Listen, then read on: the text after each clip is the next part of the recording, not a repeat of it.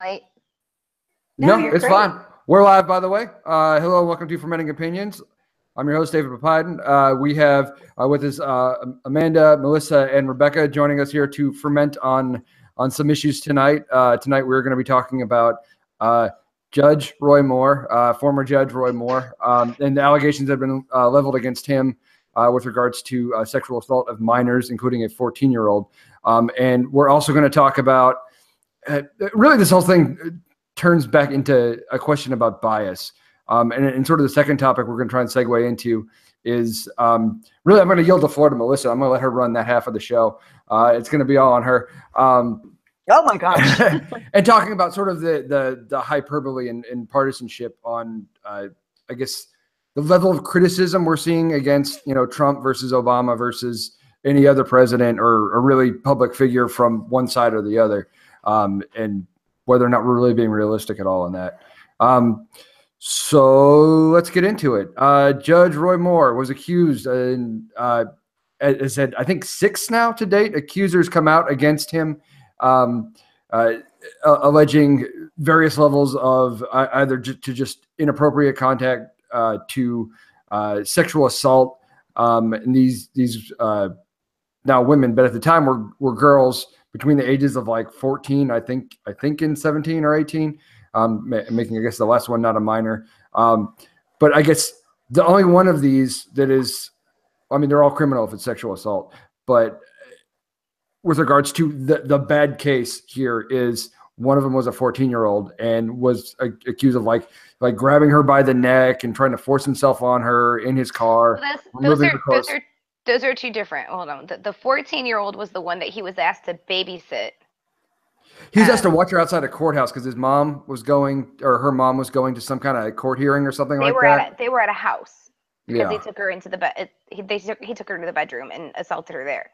The one that you're talking about in the car was a 16-year-old that was walking home. Okay. He offered to give her a ride home, and then that's when he started to assault her and shoved her head down by the neck, and she fought back. So those are two different ones. Yeah. Okay, so I guess some of the things to parse out here is, are all of these considered acts of pedophilia because they're minors? My understanding is that basically the only case of this would be with regards to the 14-year-old, because age of consent in Alabama is 16, I think, which is apparently more common than I was previously led to believe, because just the way my mind works, I work at a school. I look at anyone under 18 as a child. Really, I look at people over the age of 18 as children, because I'm getting old. Children. Yeah. And I've seen a lot of, let's not get into that yet. Let's finish with all the allegations. Basically these women have come out, and there's the question is this a smear campaign? Is this a hit job to try and hurt his chances? Personally, and again, let me preface this. I hate Roy Moore. All right. I already hate Roy Moore. I'm a big believer in church-state separation, right? No, I got to throw it out there because I'm a lefty. I believe in church-state separation. I don't like the idea of a lawless, constitution-hating theocrat holding any power over anybody, anywhere, ever. And that's what he was when he was on the bench. That's why he was debenched twice from the Alabama Supreme Court. And now he's running for Senate, and he seems to be popular. He won the primary against Trump's pick. This guy, I want to call him Victor Strange, but it's like I can't remember his real name. His last name's Luther Strange. Yeah, he sounds like a comic. He sounds like a comic. He sounds like a villain. To point out though is so Trump's pick was Strange, but Bannon's pick was Moore. Yeah, and that's weird on its own. And that's a whole side issue I don't want to get too much into, but I think Bannon, he's an opportunist. I think he's gonna bring in people that are gonna work to push his agenda, because Moore doesn't like Muslims. He doesn't think that there's we have a guy in Congress now who's Muslim, and he says basically he shouldn't be there because he's Muslim. And he believes that, America is a Christian nation, as in the laws are by and for Christians. And don't want to get off into all that, but basically, yeah, that's gonna go along with what Bannon's ideology and the little Bannonites at Breitbart. So yeah, obviously that's gonna be his pick. It's interesting that he would sort of buck up against Trump that way, but I think Bannon's just an opportunist. I think he looked at Trump as one vector for his ideology, and if that's not working out, which it didn't, he lasted 6-8 months there or something like that before he got canned. And so now he's just going to go on to whatever the next thing is. He'll work with Trump if Trump helps him, but he's really got his own agenda going. I think that's what happened there. But yeah, anyway, Moore, don't like him at all. And is that enough reason to convict? Is that enough reason to just, just on its face, accept any bad thing anybody's got to say about him? I think that I would be more willing to say that it's a leftist smear job if I think 4 out of these 6 women weren't registered Republicans. Yeah, that's a good point. You know what I mean? But they are, and they've stated that. And I think anyone, I don't gain anything by coming out to the public. I gain absolutely nothing by saying somebody assaulted me. Right?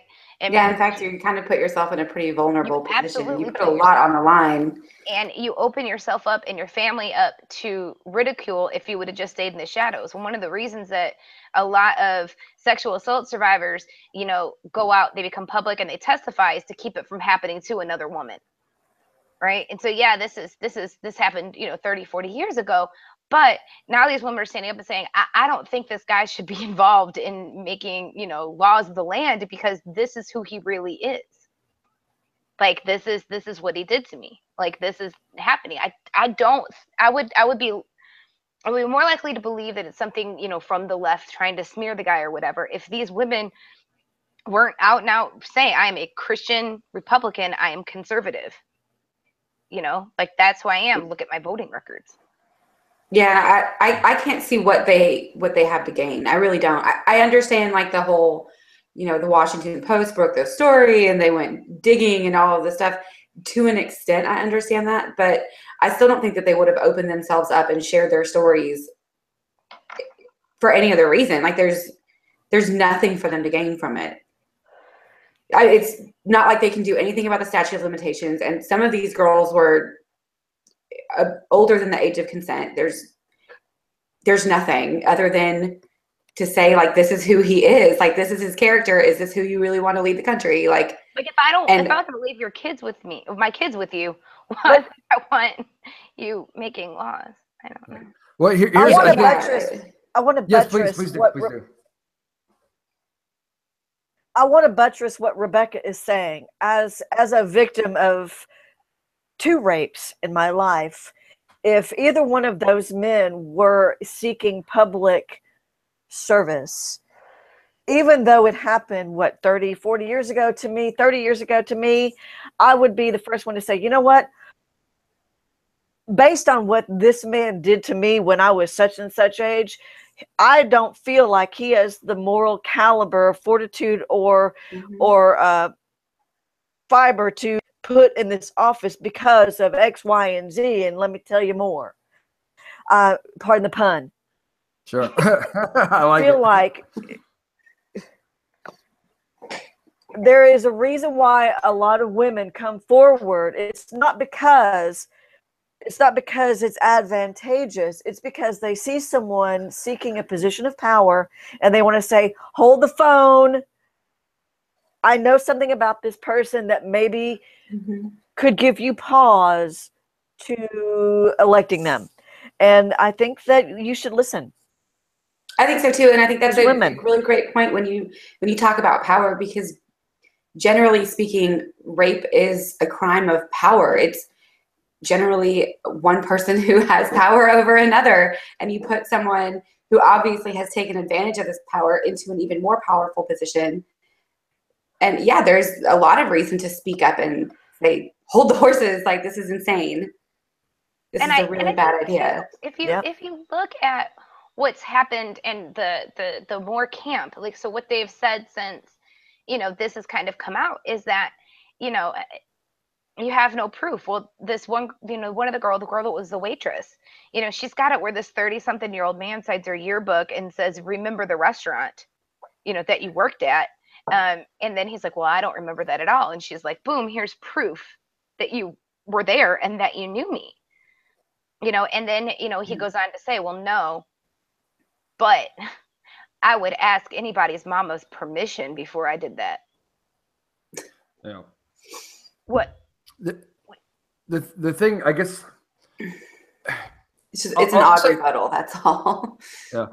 It is a very odd rebuttal. Like, this is not, you're not vehemently denying it. And then for his wife to turn around and, forge a letter, you know what I mean, signed by, 50 or so clergy in Alabama to cover this up and say that all these people are standing behind him. Well, that was a letter that was written 6 months ago, and you've added names to it. And now you've put that out there into public. To me, it looks to me like, why are you trying to cover this up? And his wife, and I know this is off topic, sounds to me like any other woman whose husband has been, brought up on charges for some other things. Well, I didn't know about that. And how come I've never known about that? And blah, blah, blah, blah. I think you might have. Right. I think I don't know that she necessarily did, because I think someone who is in the type of career that he's in, he probably travels quite a bit. There are a lot of ways to cover it up, and some women choose, or maybe not, maybe subconsciously choose to kind of ignore some of the warning signs. I don't know that it's fair to say that she knew that he was that way. Right. I'm not saying like, she has proof and she knew, but it's kind of like the camp is not doing a very good job of being like grossly against the allegations. No, and that's the part that I think is just shocking to my conscience, is that more people haven't spoken out, and people who are saying, well, it's still better than a Democrat. Like, that's the part that I just can't. They did. And here's, I guess, my strongest argument for why it's not just a hit piece. They did a poll of Alabama voters on whether or not that, their decision to vote for him would be impacted by these allegations. 29% of respondents said they were more likely to vote for him after hearing the allegations. Like, if that doesn't give you chills, first of all, it does not shock your conscience, as you said, Amanda. We've not only is it obvious that these people have given up the moral high ground really on anything, but to me it shows, and I actually said this in the group a while ago, like, it actually shows maybe they never really held it in the first place. This is always just about power. And that's my personal conviction anyway. But the fact that like it was about opportunity. Yeah, it's about opportunity. The fact that these allegations came out and either doesn't affect people or actually makes it more likely that they will vote for him. I kind of already knew that, because we live in the age of Trump now. We're essentially, and we're going to segue to this, Melissa, at some point here, but we live in an age where really the idea of moral accountability that's gone away now for people who can essentially give up on that for political gain, essentially, or for someone who's going to push platform and policy that they support. There's a funny thing. Another poll came out recently that prior to this election season, evangelicals were polled about how important character is to a candidate. And I can give you exact numbers, but there was very, very strong support saying, yes, it's extremely important. They have to be of a good moral fiber. They have to be upstanding with their morals and all this stuff. And now, post-election, these same people were polled, and they said, well, no, not so much. We're all flawed. We all fall, short. Well, that's the thing of like, one of the GOP people in Alabama, and I can't remember exactly when it was, who came out and said, well, if you look at the Bible, Mary, she was an adolescent and Joseph married her. Oh. And that's, because Jesus, that doesn't make it when we're looking at like a moral fiber or like moral character, which morals are we talking about? Because they just can't be, you can't take them. He's like, well, I don't like that quality about this person, but the fact that he hates gay people, that's a moral that I believe in. So I'm going to still, do this. So that was Jim Ziegler, I think was the guy's name that said that. Was it? Okay. But I have a general opposition to either party trying to play the moral high ground, because I am a Christian, so I'll say that outright. Sure. We are all flawed. Like to say that the Democrats are morally superior than the Republicans, or the Republicans are morally superior to the Democrats, it's all a fallacy. Like it's like these large swaths of evangelicals don't understand that they're just being played. Like that's the part that is frustrating to me as a Christian. Yeah. I mean, it does, and I can, say as somebody that's not, really religious at all, I'm more spiritual. It's that if we as a society and as a country can't come together and say this is bad, like where are we really at? Yeah. Like, where are we really at if we can't say whether you're Christian or you're Jewish or you're, like me, not really anything? If we can't agree that sexual allegations with minors and assault is a bad thing and not something that we want represented, like this is my mind and it's blown right now. That's it. That's what I'm doing. Well, here's where I stand as a Christian. When anyone wants to take, because as a Christian, as a Catholic, taught that the Bible is 100% true and some of it actually happened. So what it means is most of the Bible is an allegory, a parable, or some type of lesson that is being presented in a way that we can understand it. I do not think that the world was created in 7 days. At the time of the writings of the Bible, a day or a year was even different than what we define a year. So you have to take all of that into consideration. So, and also when Mary was wed to Joseph, she was 14. But how many years would that be in today's time? That may have meant 28 for all we know. I mean, so you have to take things with a grain of salt. And those people that are fundamentally reading the Bible as literal, it drives me insane. It makes me insane. So that's, can I just unload that? Thank you. God. Yes. And I want to check it all out. We'll take it for you. We'll do it. It's Melissa, I think one place we can agree on here.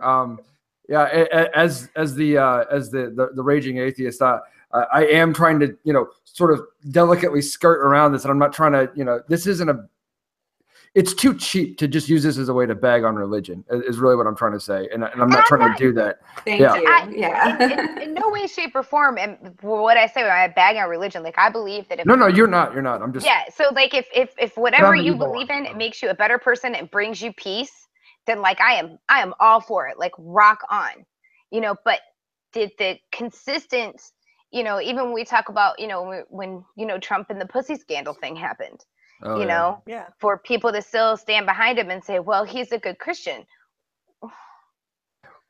Right. Because see, too much that's taken as a shield, basically, to hide behind. Well, I'm a Christian. Well, no, as we know, there's a lot of people who are Christians who are maybe not great people. But also being Christian doesn't make you associated with those people either, and so you have to look at both sides of it that way. Exactly. It drives me crazy because I feel like, and I also feel like as a Catholic, as a practicing Catholic, I attend Mass, I attend confession, I go to confession, I practice what I preach, quote unquote.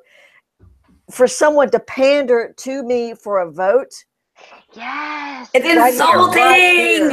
Right here. It's so insulting. Like, I love Catholicism. If I was ever going to be religious, I would be Catholic. Okay. Well, come on, sister. Let's go to church. But they drink wine and stuff. It's great. I can't drink wine. Yeah, we have a shot line. You have to share it with everyone else, though. I think, but you know, it goes back to what we were saying. Like, when you look at this man and you're like, okay, when is enough going to be enough, right? So if he, you know, I've listened to a lot of this, like this, you know, the speeches that he's made, and you know, the rallies that he did, and there's nothing loving or I care about my fellow man about it, right? About anything that I've ever heard Roy Moore say, ever, right? And then to turn, you know, you know, he hates gay people, he hates Muslims, he hates this. Okay, so you have all this, and this is what you believe, and I think that that's great. And then now we add, you know, this sexual assault things on top of it. I don't. It hurts my heart that people would still go, well, how was she dressed? Yeah. Yeah, the victim blaming is pretty disgusting. Yeah. I don't think we're not gonna. I think we're all fermenting well on that particular issue. Because we're talking about, you know, a grown ass man and kids here. First of all, you know, to even bring that up, you know. Another thing to harken back to what you had said a minute ago, Melissa, about, oh well, you know, Mary was only 14, or we think Mary was only 14 at the time. You know, I'd like to think we've made a little bit of moral progress in the last 2,000 years as a civilization. Or slaves. Yeah, we don't do that. We've all agreed that is bad. Like, let's hopefully not have to have a conversation about why. Well, and I'd like to expand on that too. I mean, even 100 years ago, even in this country, if you were not married by the time you were 16, you were a spinster. So let's not act like, you know, like age is some kind of mystery here. I mean, we've only in our day and age come to realize that is far too young to make those types of decisions. But even 100, 150 years ago, you were expected to be married before you were 18 years old. Otherwise, you were unmarriable. So, and I refuse to believe that Alabama is that far behind in the times. I refuse to believe that too. And what I'm saying is, yeah, for someone to say, well, you know, 14, well, you know, she knew whatever the argument is. Yeah, that's true. But I think that there are some backwards people that think, well, 14, well, you know, well, damn, she should have married her cousin by now. I mean, I'm sure that there are. I'm not going to make Alabama jokes here. I'm not doing it. I'm not either. I'm just trying to. I'm a smart ass by nature, so I'm sorry, Alabama. No, I know. I'm agreeing. I'm with you, Melissa. I'm right here with you.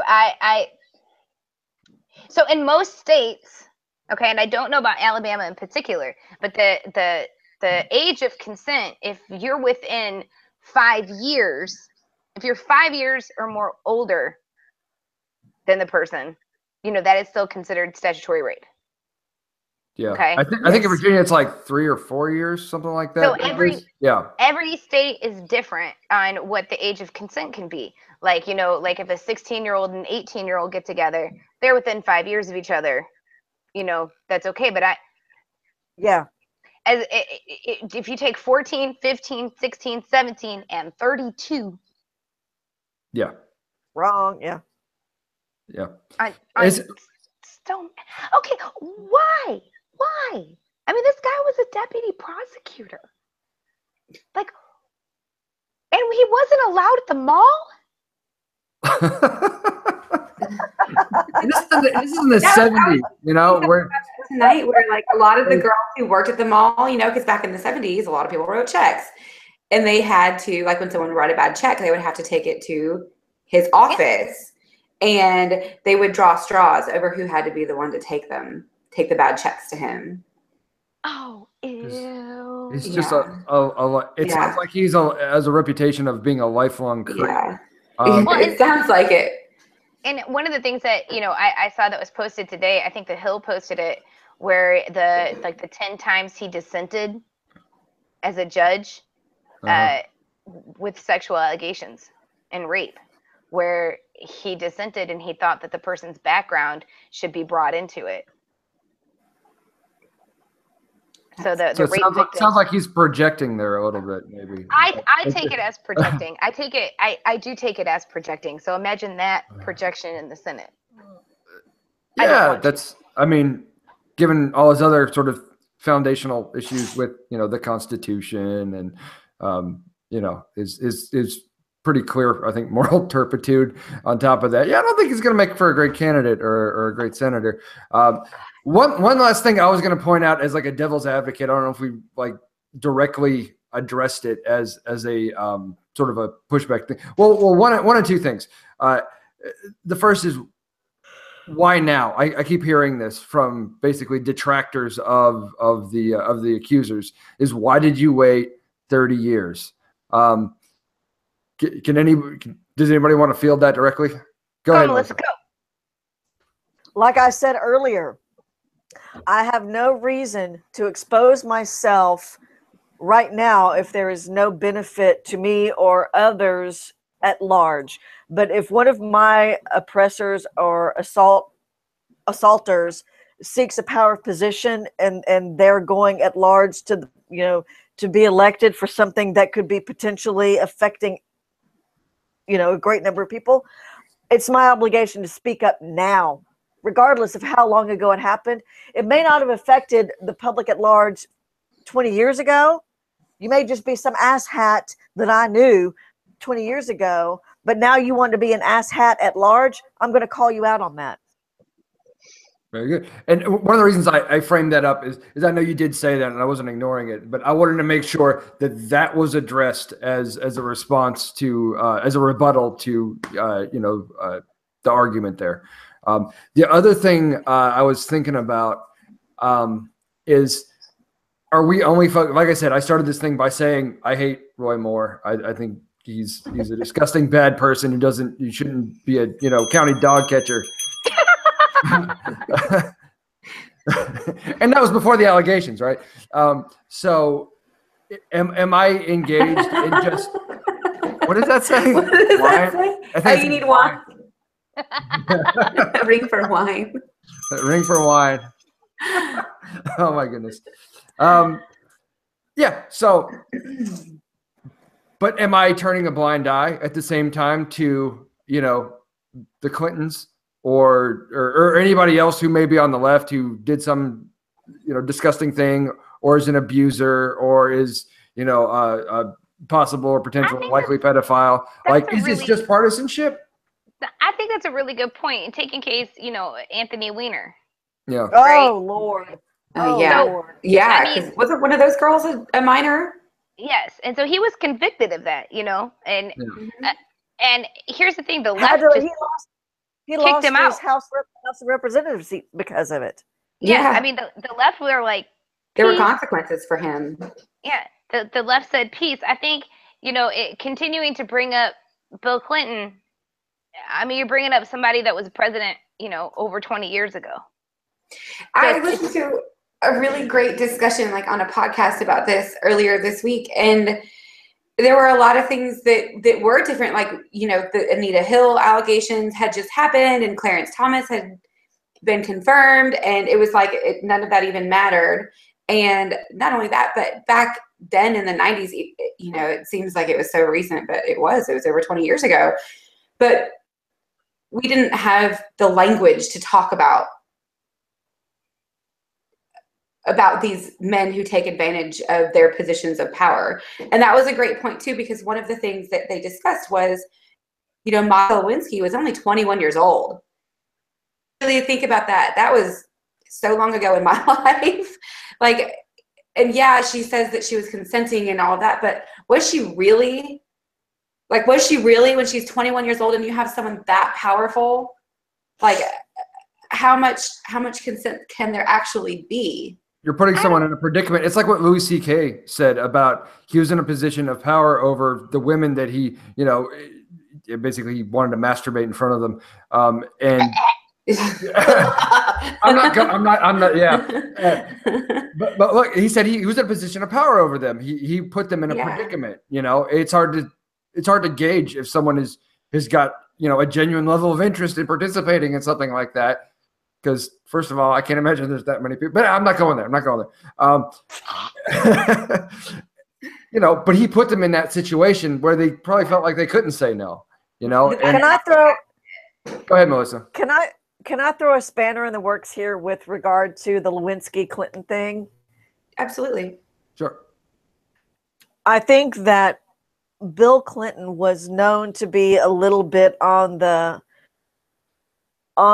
loose side of the sexual moral compass, and I think that from what I've read, and I will just say this: I cannot name names because it would violate a little bit of what this person is doing right now in the government. But I know someone that now works for the Justice Department who was in the Secret Service under the Clinton and George W. Bush and George H.W. Bush presidencies. And I know some things about the Clinton White House that are some of it's public knowledge, some of it's public fiction. But it was well known in the White House that Hillary had her dalliances and Bill had his dalliances.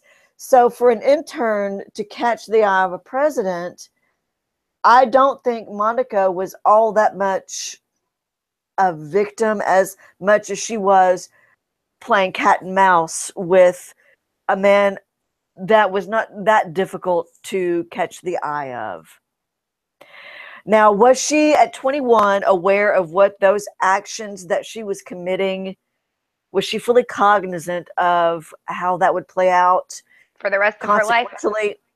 Right. Yeah, that's the thing. Like, Bill Clinton walked away from that unscathed, kind of unscathed. He was impeached, but he wasn't removed from the presidency. No. Like, but you look at all the things that he's done since then too. Like, you know, what's Monica been up to? But 21 years old is not a teenager. It's not. Technically, it's not. But to be selected to be in that position, you don't just get there just willy-nilly. You just don't happen to land as an intern in the White House. You know, right. you've got to earn that position through, you know, several stopgaps. But I think that her prancing around the way she did, and believe me, I'm not saying this because I just, you know, think that she was, you know, a harlot. I have someone that saw what happened between them, you know, eye to eye, watching this go down, and having to stand in the other room as a Secret Service agent, you know, be like, oh, you know, I'm not aware of the noises that I'm hearing. No, I don't hear these conversations. You know, what's that? You know, and I don't mean to paint it like he was, you know, she was all victim and he was all predator. Like, I'm sure that there's more to it. It's not that simplified. Right. It's not. I think when you take a look at it, you know, honestly, from I don't want to say like a 100% feminist perspective, but we have to kind of draw a line where, you know, no means no, and yes means yes. And was she young? Absolutely. But did she engage in a consensual sexual affair with Bill Clinton? Yes, she did. Yes, she did. Yeah. You know what I mean? And I got to tell you, that a man of that kind of power, he was a good-looking man.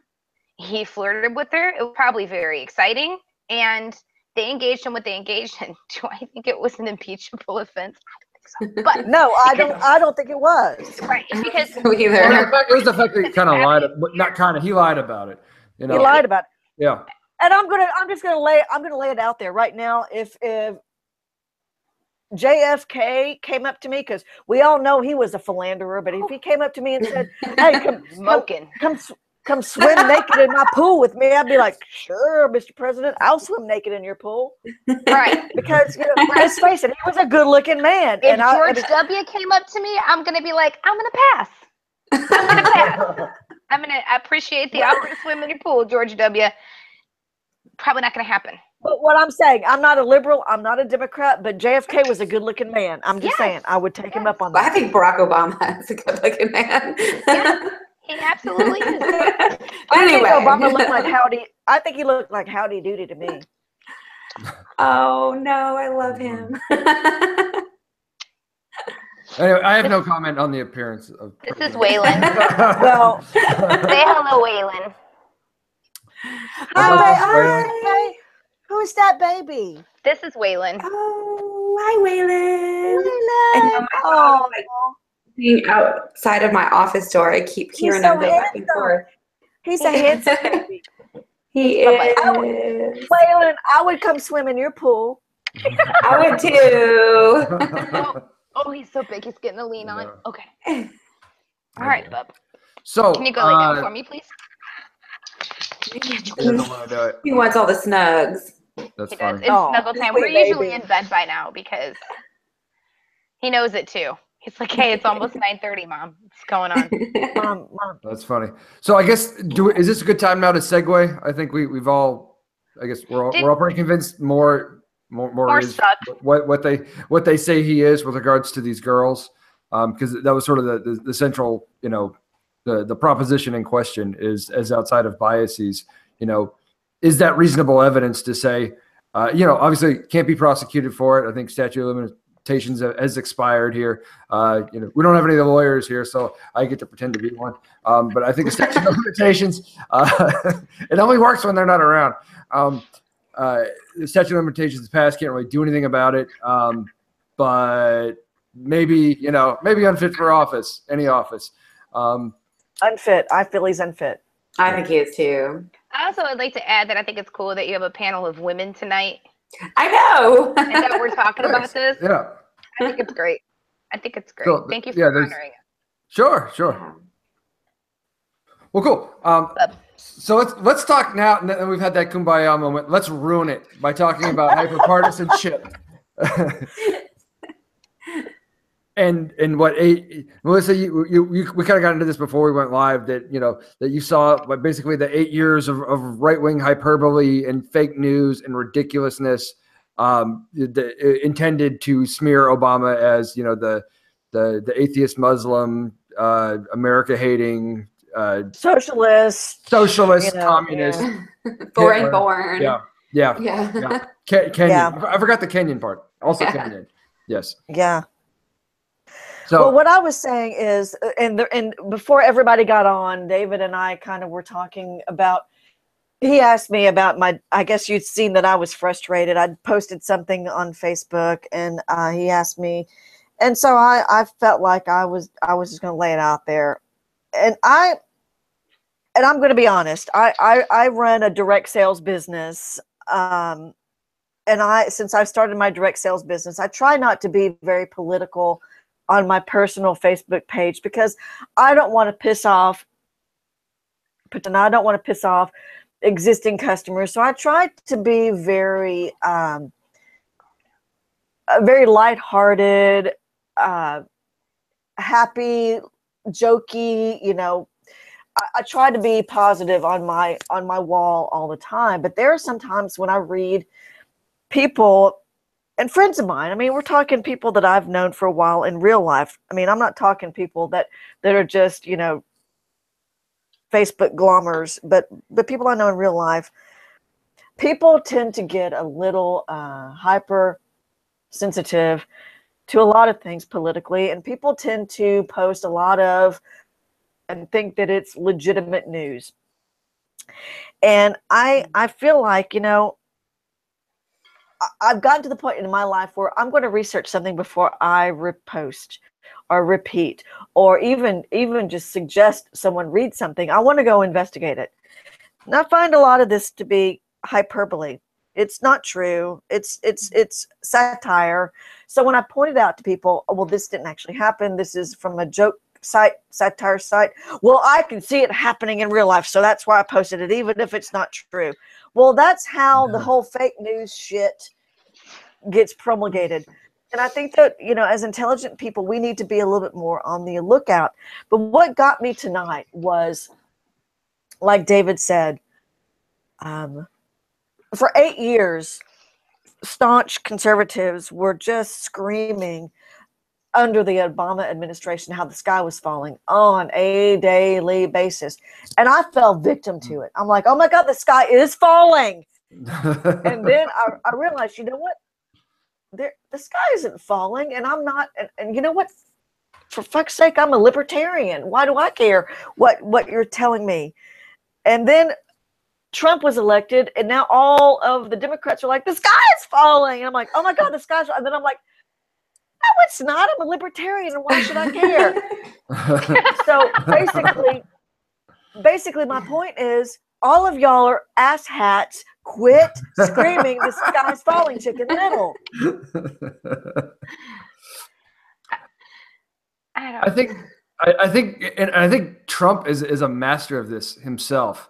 We talked about a little bit before how he's on Twitter and he tweets ridiculous nonsense, and I can't imagine that he doesn't know that he's doing it to trigger people, right? You know, like and I mean that in the pejorative sense rather than, you know, when people have legitimate, you know, PTSD stuff. Like that, oh, Trump said this and it's ridiculous. And now we're gonna have a big conversation about that ridiculous, awful thing Trump said. And you're just spun up and outraged all the time. And I really think he's go ahead. Getting outrage fatigue over here. Well, I want to say one thing. I will say this. Remember back when Obama was elected, he fought to keep his BlackBerry, and eventually he had to give it up. Mm-hmm. Yeah. Someone needs to make Trump give up his mobile device, because Obama was not responsible for his tweets. That came from his people were responsible for his tweets. Yeah. Well, he had a press team doing that. Trump is doing his own ridiculous tweets, and they make him look like, and his supporters love him for it. They want that from him. He wears his idiot on his sleeve, and I'll give him that. But one of the things is actually, if you look back a couple of days ago, somebody was tweeting for him. Yes, Waylon, I understand. Waylon, I love you. I know, me too. So somebody was actually posting for him in Pennsylvania. While he was in China, right? And they pointed it out, and they're like, "Hey, dude, turn off your Google Maps, whatever." So, but I think that I'm very, I run very middle of the road, because sometimes I'm like, "Oh my God, you're really making us as a nation look just awful," and the whole world is laughing at us, literally. But at the same time, I kind of like the openness of, he's like, "Hey, this is where I'm at, so we know exactly where we're going." One of the things that bothers me about his tweets, and this is what I was getting at earlier, is so every time in the past that Trump has tweeted about a company, about especially one that's traded on the stock market, every time he tweets, it actually manipulates the stock market. If he tweets negatively, that company's stock goes down. If he tweets positively, that company's stock goes up. All right, and that is not capitalism. No, that's not capitalism. That's him in a government position affecting the market. And that's not okay. Whether it's for Ivanka Trump's brand. Oh, yeah. Okay. Whether it's for a company whether it's a company. But can I say something? Go ahead. Can I say something to that, though? To some degree, whenever Obama or Bush or anybody talked about whether it was Iraq and Desert Storm, or Obama talking about the ACA, that also affected the market. I think it's different when you're talking about legislation. When you're talking about legislation, rather than I like this company or this company is stupid. That like you're endorsing them, or you're endorsing them, or you're taking. You know, he's. You know, I understand he's still an individual. But he's got the fact that he can't set Donald Trump, the gabillionaire, aside and be Donald president. But those things still affect companies, McDonnell Douglas, Boeing, or whether it's Aetna or you know, Blue Cross Blue Shield. They still are involving companies. Okay, hold on. Hey guys, I'll be right back. My dogs are circling me. They've got to go potty. It's potty time. This is the time they go outside every night. Okay, that's fine. You go ahead, take a break. We'll be here. Okay, babies, I'm coming. So, like, okay.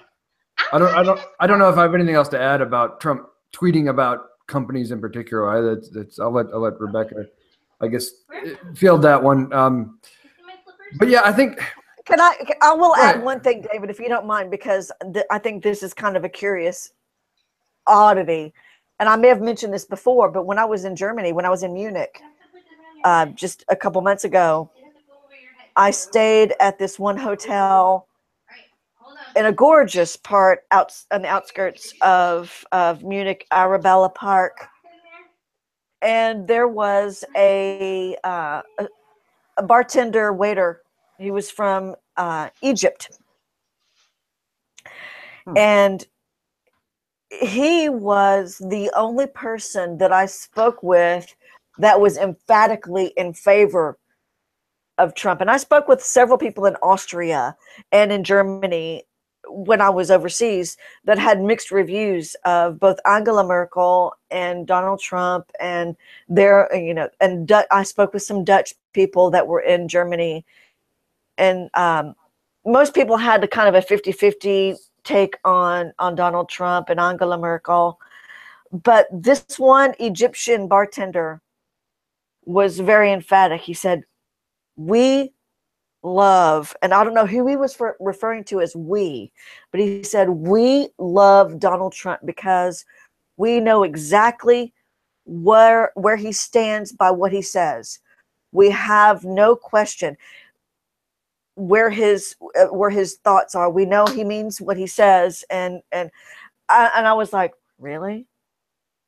Because I don't even really understand what he says half the time. But this little Egyptian guy, and maybe he was trying to impress me, I don't know, but he said, I like him. He speaks what he says. He said Obama seemed to talk in circles, but Trump speaks straight to the point, whereas Obama spoke in circles. And I had to stop and think about that, and I still think about that now. I'm like, that kind of surprises me that this Egyptian man said that about those two presidents, when I would have thought it should be reversed. I still can't wrap my head around that. Well, I think that's part of the thing is that's the impression that he wants people to have of him, but he contradicts himself That's so what I'm much. saying. It's the fact that he seems so unfiltered that people think he's a straight shooter, whereas the reality is that, he is either will always have his head turned and distracted by the next shiny object, or this is a game he's playing to make people think he's distracted by the next shiny object. But nothing he says has any credibility because he contradicts himself, because he says, well, I'll do this. I want to make sure we protect, Medicaid, Medicare, and the first thing that happens is he's supporting policy that will rip that away from American citizens. Like, he said whatever at the time, just like the whole lock her up thing. Oh, crooked Hillary, yada, yada. Yeah. Like that went on through the entire campaign. And the moment he got elected, it was just gone, and now Sessions is talking about some little thing with it, but it doesn't really sound like any kind of significant. Hang on a second. I muted Rebecca and I need to figure out how to unmute her. 1 second. It's also like that gentleman that I spoke with when I was in Salzburg. The guy the gentleman from Frankfurt, Germany, that I met when I was in Salzburg, Austria. And he told me, he said, I hope that there is a method to Trump's madness. He said, I have hope that what he's doing right now has some kind of, at the end game, something that at the end of it, we will all see there was a method to all of the madness. He said, I have to hope that's what's going to happen. Fingers crossed. And I really just can't give him that much credit. Okay, I don't want to be the one to say that. There you go. And I told this gentleman, I said, I hope that's the case, because otherwise I don't know what to say. And like I said, I spoke with so many people, and I was in Europe for almost a full month, and everyone I spoke with had good things to say about their own leaders, and bad things to say, just like we do here. And it was reassuring to know that we have the same issues no matter what country we're in. We all have our own perspectives, and we all have concerns. But I found several things interesting, actually. When I was in Germany, actually I was in Prague. I heard the news, and it was in Prague. I heard they were predicting the election, which was coming up right after I was going to be flying out of Europe. That Angela Merkel only had about an 11 to 14% approval rating, but because there were so many parties, she was guaranteed a win because of just how the elections go. Yeah, because there's so many candidates running. Yeah, there's so many candidates running, and they were interviewing people, and they were asking, "Why do you have an unfavorable view of Angela Merkel?" And it was always about the immigration, and the refugees from Syria and other Middle Eastern nations coming in and causing havoc, and all of the attacks that they had been inflicted on them. And then when I would get to another country, when I left, and Austria had elected a very, very young, very conservative chancellor. It was surprising because it's not just something that's going on. Well, Brexit, it seems like the pendulum is swinging not just for America to the right, it's also swinging that way in Europe. Yeah. And by and large, Europe tends to be a little bit more socialist in their governmental institutions than we are. I mean, we have some socialist institutions, but by and large, Europe is more socialist than we are. But it's interesting to see that the pendulum is swinging for us as it is overseas. And it's almost like, I don't know, it kind of goes in waves. And isn't Australia swinging a little bit more conservative? They just voted in gay marriage yesterday. Did they really? Well, that's not here nor there. We did too, just not too long ago. But still, I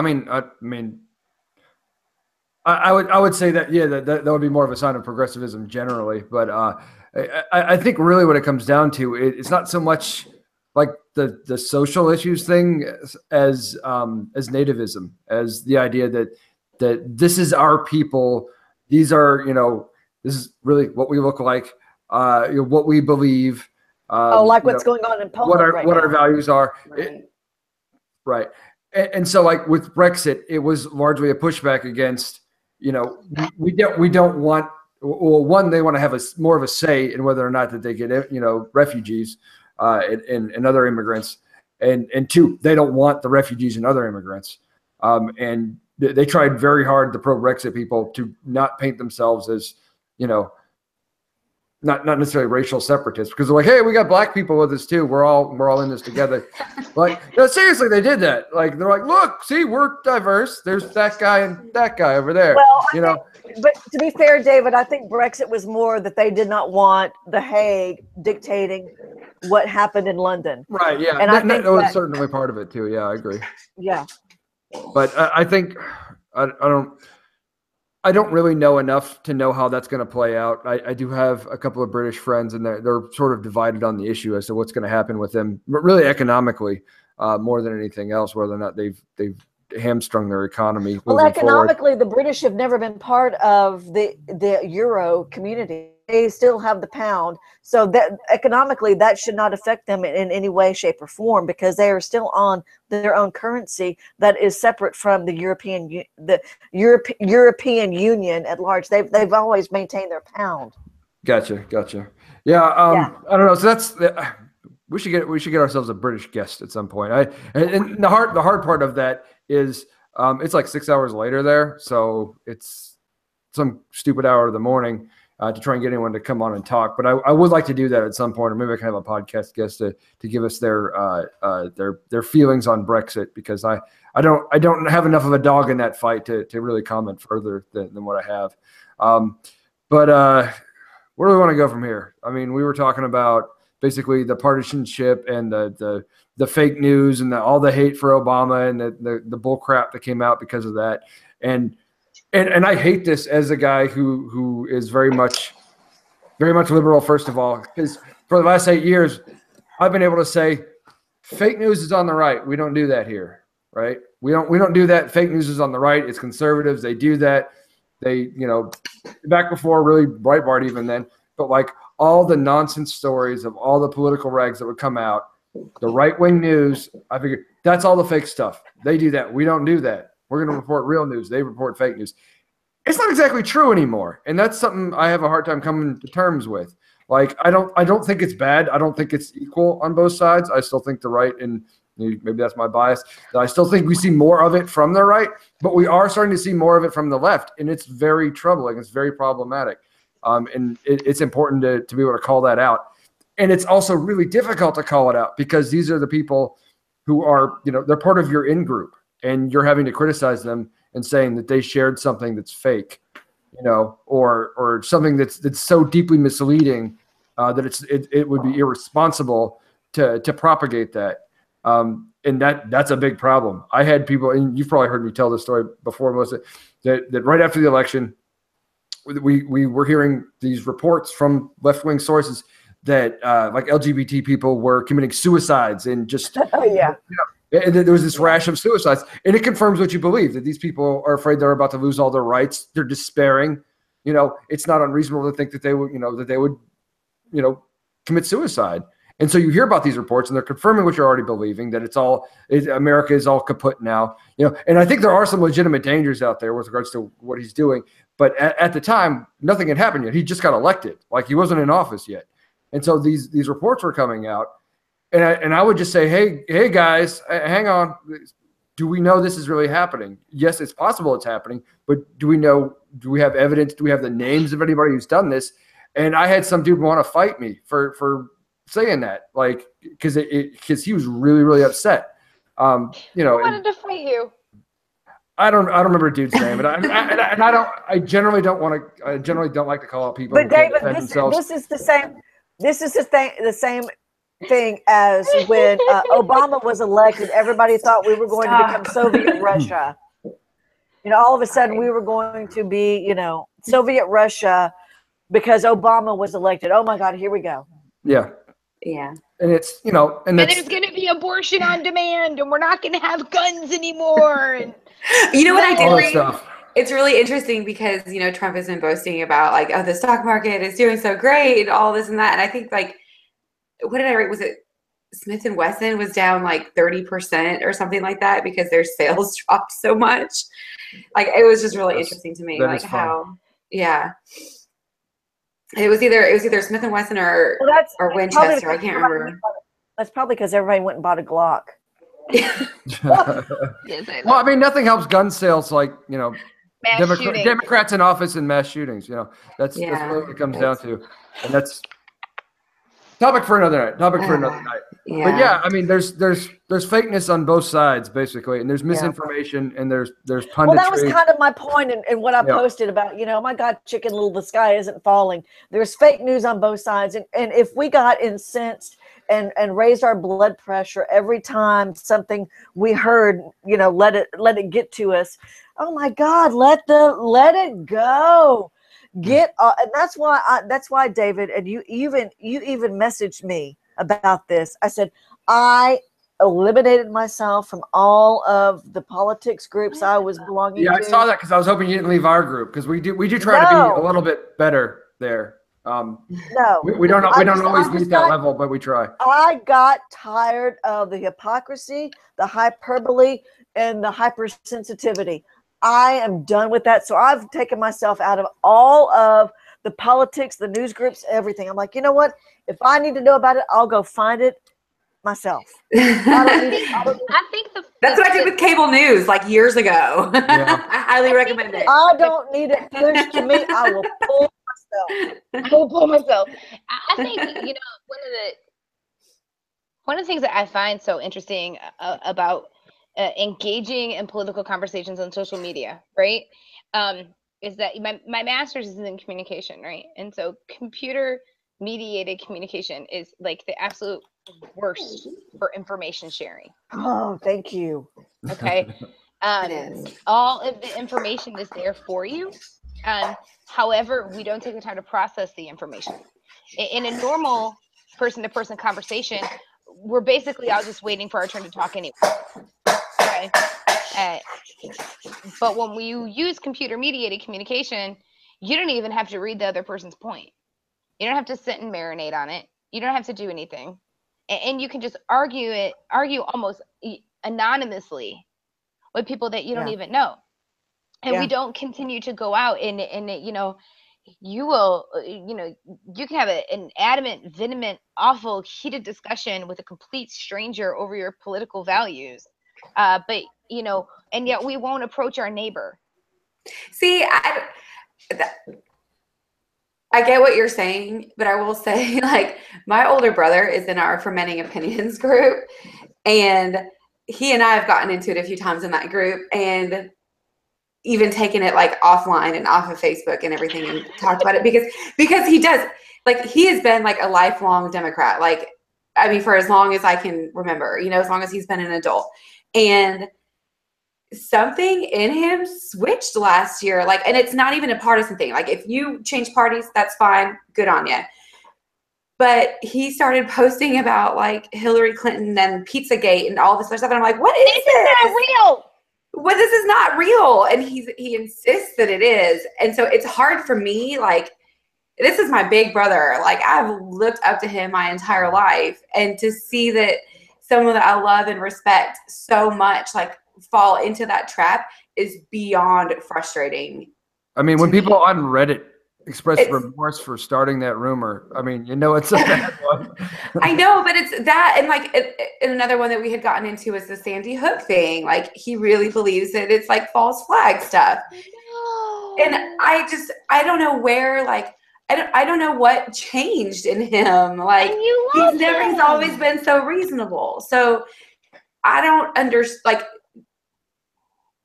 I get the whole point, like, oh, it's just strangers behind a computer screen and you can sit and be a keyboard warrior, but like, I can't just sit back and not say something to my brother.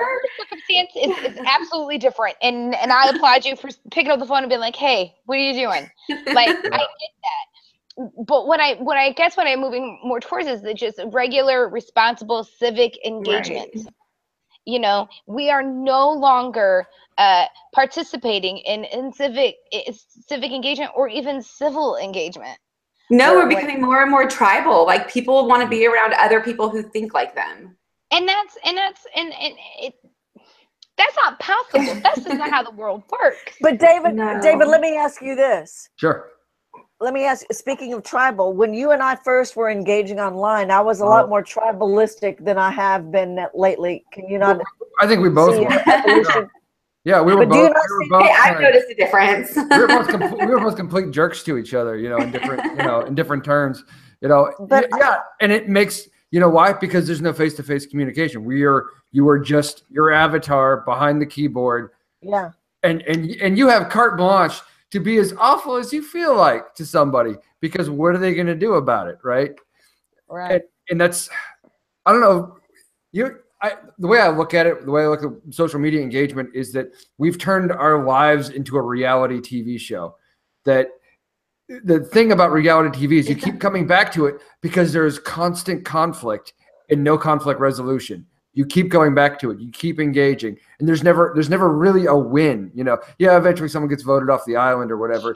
But you see this headbutting over and over and over, right? Yeah. And you get to be the person who's doing that now. Go ahead. It's funny that you say that. So actually last week I about lost my shit. Okay. My company was featured in Mike in Time magazine, in a feature called Life After Addiction. You can get the Time magazine right now. Cool. The two individuals went to 2 of our treatment centers, and our public relations guy, Sully, was one of the people that was really big in making Sully, this film. like Sully? Yeah. Sully of the airplane?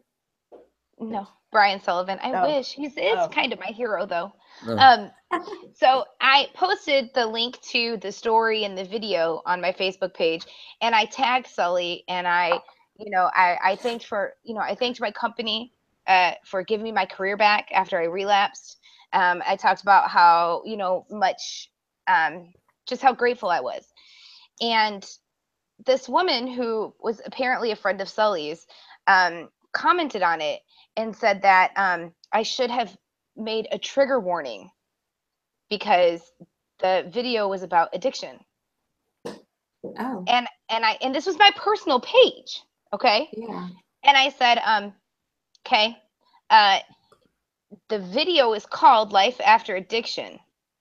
And if you're an addict, willingly watching a video called Life After Addiction, the fact that you might be triggered is very, you kind of have some responsibility. It's very obvious. Thank you. Yeah. Right? And this lady, she just started just blah, blah, blah, blah, blah on my thing. And I said, can you stop commenting now? Can you just please go away? And she wouldn't stop. And I finally said, look, it's 7:30 in the morning where I'm at right now. And I'm trying to get ready for work. I would prefer not to eat you for breakfast. Please stop. And she didn't. It's like there were no boundaries with this woman. I was like, namaste the fuck off.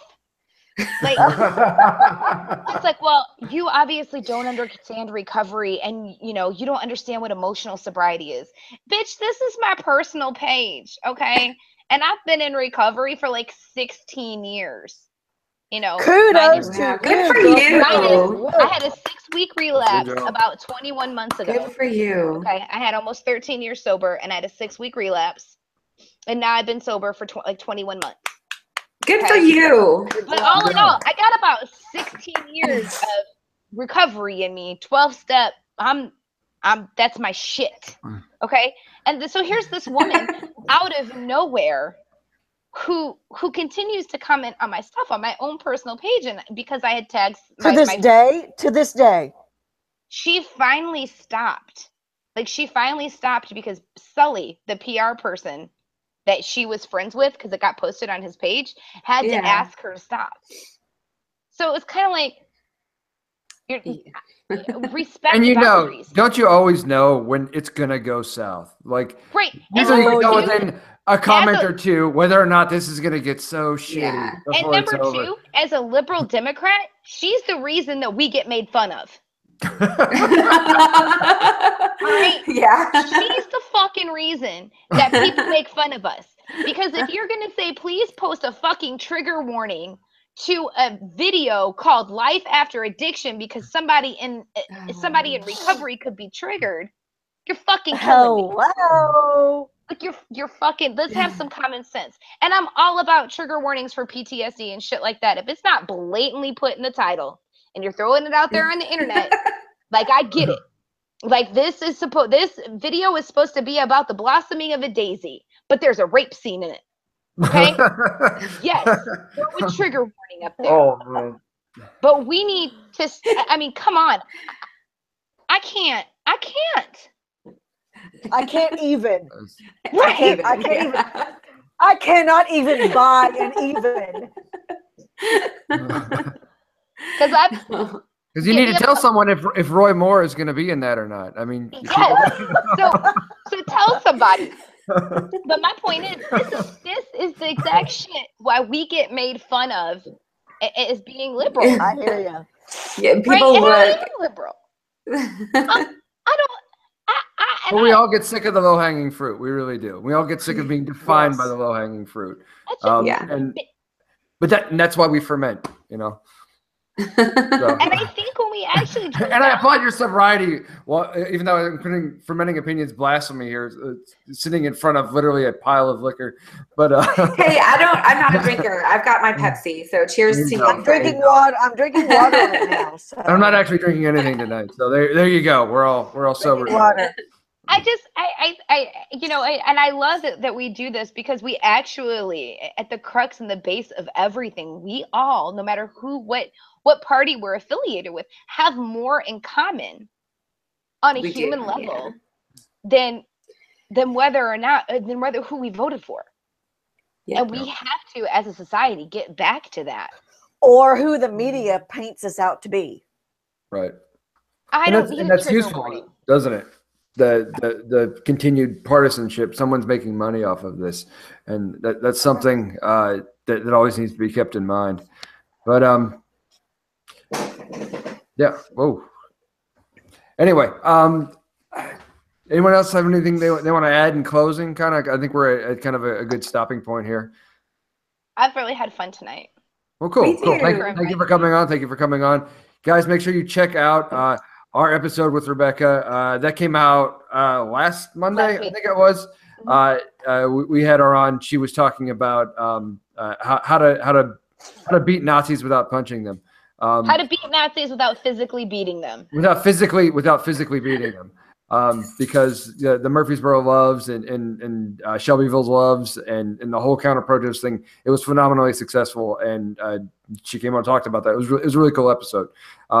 And coming up, we're going to have at some point in the near future, I hope, a guy who wants to punch Nazis.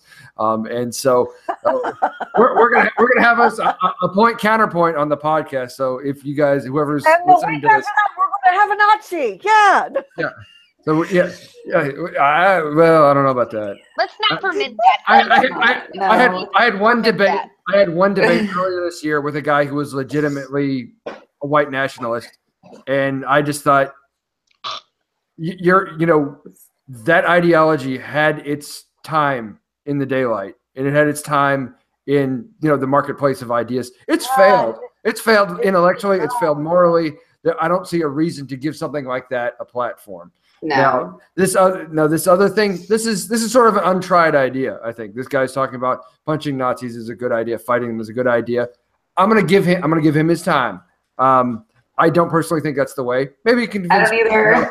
I'm gonna try and keep an open mind, and get away from my biases on that. I don't know. I'm pretty biased against Nazis and I'm with you. Violence in general, honestly, But that's what we do. We want to have a diversity of ideas here.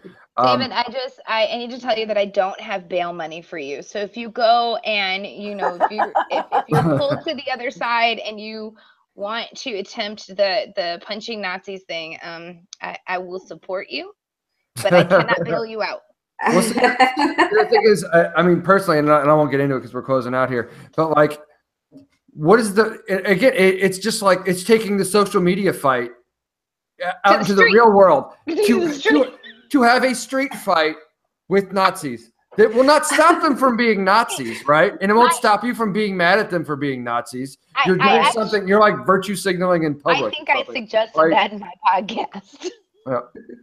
No, but okay. So here's the thing. Here's my problem with it. So when you do that, right, it kind of gives some legitimacy. To what they do, because you could just say, oh, well, I triggered them so much that, they attacked me and blah, blah, blah. And it's a way for them to rally support. What are you laughing at? I'm laughing because you said triggered. Yeah. And and don't they always lose? It's going to have to be white people punching white Nazis because if anything else is going to get blown out of proportion. Yeah. Right. So if we're going to are there other races that identify as Nazis? No. But I'm just being the that are punching Nazis need to be white too. Well, I think wasn't the guy who punched Richard Spencer black guy? Not that it matters, but I thought he was. But anyway. You know what? It was satisfying. I'll give you that. Yeah, it made everybody happy. That's where Nazi punching became a thing. Because on the one hand, I don't advocate it, but it was satisfying. Yes, he has the right to be a Nazi technically. He has the right to his, believe what he wants to believe and all this stuff. He has a right not to be punched in the face. Yes, his rights were violated. But you also don't care because he's a Nazi, right? Because who has sympathy for this guy? But at the same time, really what it comes down to, The best argument is this a therapeutic response or a strategic response? If you do something that just makes you feel better, right? Therapeutic as hell. Those gifts were amazing. I know, right? And they really are. They really are. It's therapeutic. But like, sorry. It's ultimately counterproductive. But anyway, now we've hit the third topic for tonight. But on that note, I think I want to close it out. If you guys aren't subscribed to us on iTunes, please check us out on iTunes for Fermenting Opinions. Everybody who's watching this here, please subscribe to the channel for Fermenting Opinions. We have the public Facebook page. We have the Facebook group for discussions that are generally more civil than you'll find everywhere else, but we're not perfect. And we are human after all. Yeah, and thank you to Ross Janes and Janes Media. Ross Janes, digital wizard, amazing, helped make this all possible. So always give a shout out to him. He also does our domain hosting. So yeah. So that being said, thank you all for coming out tonight, and we'll catch you next time. Bye. Bye.